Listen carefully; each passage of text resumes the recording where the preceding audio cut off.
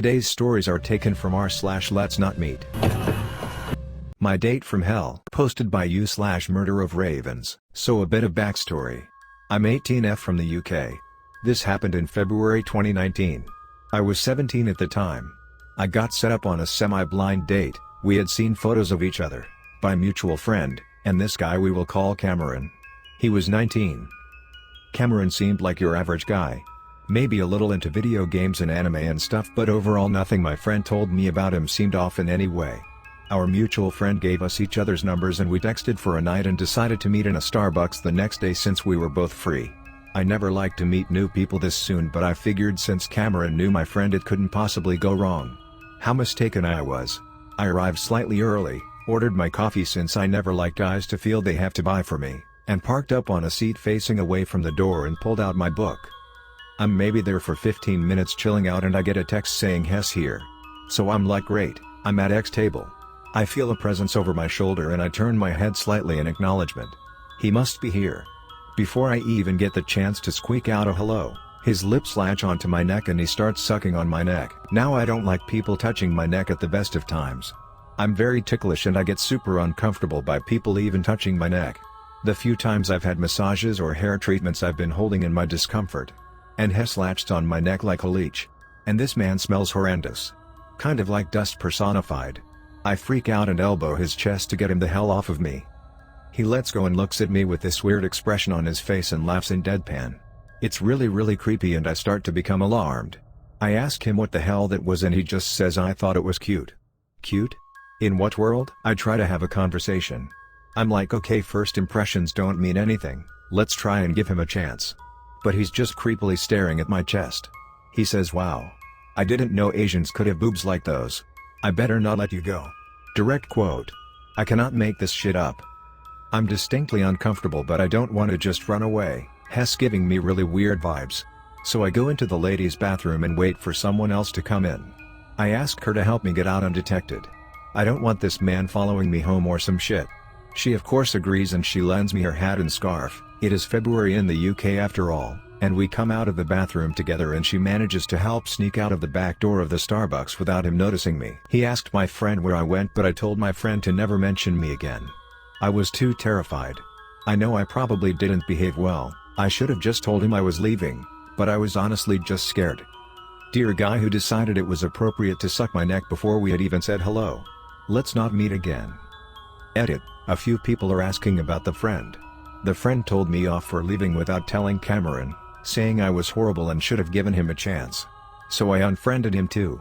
Can't be having people like that in your life. Edit number 2. I just wanna thank everyone for the overwhelming support I've got from posting this. I've been trying to respond to every comment but there have been a lot. I remembered this happening this morning and thought since I don't have much going on, why don't I type it up and post? I'm glad it's been so well received and I feel much better about the actions I took in the situation. Yes, I'm fine, it's been over a year and bar a glimpse I have not seen Cameron since. I thank you all for your updates and support and everyone being so sweet and checking up on me. We all need good Samaritans sometimes, so if you see someone in need, make sure to act like the lady and help a girl, or guy, out. My biology teacher was a pedo. Posted by u/SlimyGuts. This happened a few years ago and I never really spoke about it aside my therapist, parents and those involved. I'll be switching names as to protect the identity of those involved as I don't talk to them anymore and can't ask for permission, but anyway. So, back in high school, we had this biology teacher who was also our internet teacher. He was a Google representative and our school was the first to be introduced in a Google Classroom URL sort of deal with a virtual board and all that fancy jazz. He was tall, lanky, with a big nose and thin hair, and although he wasn't handsome by standards some girls had a crush on him. I've started to notice how he grew flirtier and flirtier as we got comfortable. Me and my friends usually would befriend teachers and other school workers, and none of them struck me as weird as this one. There was this girl on my class who often sat on his table and flirted behind her shoulder and he'd speak lowly and clearly flirt back before telling her to sit down. We just thought he was a bit of a creep who liked to get his rocks off by thinking that teenage girls, we were like 16, 17 at the time, were giving him attention, so at first I just ignored and we let it go. One day one of the girls in my friend group, I'll call her Jane, said she had gotten a message from a guy called Pedro claiming that he was from another school but that he had seen her in front of our school's name, and that she was gorgeous, so he wanted to talk. His profile was a bit skeptic, only young girls from our college and this other college nearby, so we were like, okay, sounds weird, but maybe he truly is a guy from another high school, so no biggie. His picture was a young looking guy looking off into the sunset on a beach with a cab. They start talking, and they were flirting. I was always the most into the internet of the group, so when she showed us pictures of who he claimed to be, I was skeptic on the spot. Now, to give context, I used to do role-playing on Orkut, social media, and Tumblr at the time, so I recognized some of the pictures from image dumps that these websites had for role-playing purposes, with faceless pictures that you could use to refer to your characters. I immediately tell her he was fake and to cut off conversation because it was probably someone trying to catch fish or get nudes, and although she agreed that it was fake, she said she wanted to figure out who it was, because in his friends list he had many girls from our school who were much younger than us, ranging from 13 to 15. Now, by that point we were monitoring their conversation. It no longer was a shared thing between Jane and he, it was now a joint effort to try and get any clues from who that could be. She often would share screenshots of the conversations and pictures he was sending, but so far during 2 weeks we got nothing, not a single work photo or faceless picture. Until one night, at around 2 a.m. she sent us a screenshot followed by a picture. I want to clarify an important part that will come to play later. Before sending the picture he asked her, "Do you want to see it? Do you want the picture?" And only when she said yes that he sent. The picture was in a different quality than the others he had showed, the fake ones, and it was of his penis. Finally we had something to work with, and although the mental image of ours on Photoshop trying to enhance it to catch the color of his pubic hair or a shirt color, it was all for nothing. We were close but not enough. Still, this guy, Pedro, had grown so used to her that he was sending pictures left and right. We had so many pictures we even made memes out of it, completely disregarding the serious situation we were sinking ourselves in. One day, he got careless, and in one of the pictures that he sent he not only showed his trainers but a part of a red shirt bundled by his hip. His trainer had compass on it that me and my friends joked it was to find the clit, but indeed, that was the same trainers that our biology teacher had, as well as the red shirt that he often wore. We had proof that it was him, real proof, yet it wasn't enough. Mind you, this guy was probably on his late 30s and my friend was 16. We just wanted to scare him, so one day, after he sent a pic, my friend said, "Okay, I know it's you, Jackson," fake name. He was quiet for a while, but then returned to ask if she had liked the picture. She said yes, and he asked if she wanted to talk through WhatsApp. Of course she said yes, and while we were all young girls bundled and giggling at what looked like a funny meme situation, now looking back I see the danger we were truly in. As soon as he sent the first picture from his WhatsApp profile we had enough proof to show the principal, yet, Jane didn't want to. She claimed she didn't want to ruin his career. We all disagreed with her, but she was the one with the proof, so there wasn't much we could do. There was also the fear of him making us go back a year because of that, and blackmailing her for agreeing to see the pictures.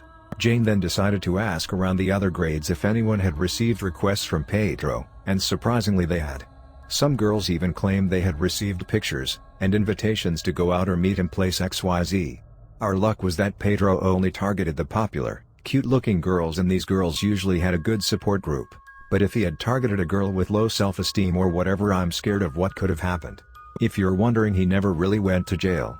Another friend from the group, Nicole, fake name, ended up showing the screenshots and pictures to her father, blurting out the whole thing because she said it was killing her. Her father went to school with her phone, exposed everything to the principal and said he'd call the police if nothing was done, blah blah. Next thing we know, he was fired and sent to another town. The principal told us he cried in his office and said he wouldn't do it again. A few years later we found out he was the principal in another school. Sometimes I feel like the shittiest person because I could have stopped a potential predator who most likely never stopped his antics. I'm sorry for that. That school was shit, too. We even had a weird English teacher, but I think this one is long enough and the most serious one. The Creepy Old Man of the Ice, posted by u/another Mexican soul. So, long-time reader, first time posting here. Sorry if I have some English issues, as you can see, I'm not an English speaker, haha. A little background story.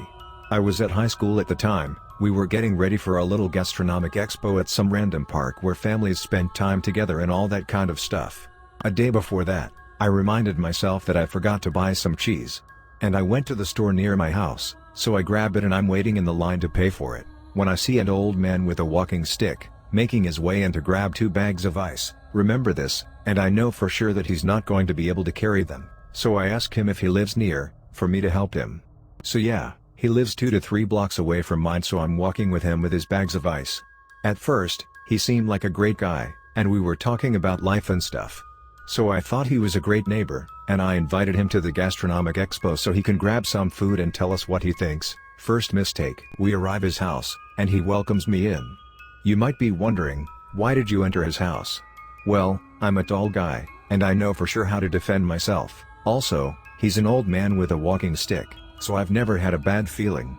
Until I putted the ice on some kind of ice basket, and he has telling me that his fridge doesn't work anymore and all the food would rot, etc., etc. And he starts out of nowhere talking weird. It was like this. Me. Oh, old man. Oh, so, you are a pretty big man. And you look strong too. Thank you. Do you need anything else? Oh, it's okay. You know, between the two of us, I was watching P0RN the other day, and I saw 2 big black dudes with an amazing dick. Do you have one of those too? At this time I was feeling nervous. Logic. I think so? Second mistake. Oh, and I would love to see what's going on without that shirt. Okay, I need to go. It was a pleasure. Third mistake. I was nervous. I didn't know what to say to leave as fast as I could. P's not over yet, don't worry. Next day, big day of the expo. I told my friends what happened and we called him the creepy old man of the ice. We were preparing our stuff, the food, and making sure everything was okay. Until, I heard a voice coming from a spot. It was him. Almost screaming. He tells me, "You invited me, remember?"